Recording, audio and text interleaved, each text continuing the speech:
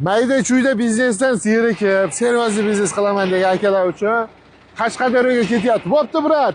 Bizni kutib turishadi. 30 kubalik akalar 6 ta rukavaliga u yoqdan ham, bu yoqdan ham qo'yaveradi. Maxsus xonalari bilan ketdi bu. Bunisi SSS Oil. Xorazmga ekan. Bu ham xuddi shunaqa 30 kuba narxi akalar $30,000. Bitta like bosib, kommentni zo'r deb yozib qo'ysalaring, $2,000 bonus qilib berishadi. Ay ketdi.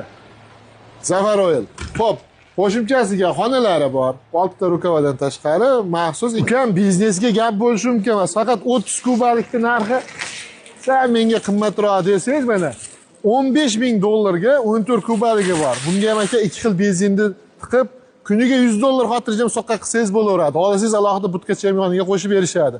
Bu ichki ko'rinishi 30 kubalikniki. Mana yana bitta tayyor bo'lib ketyapti.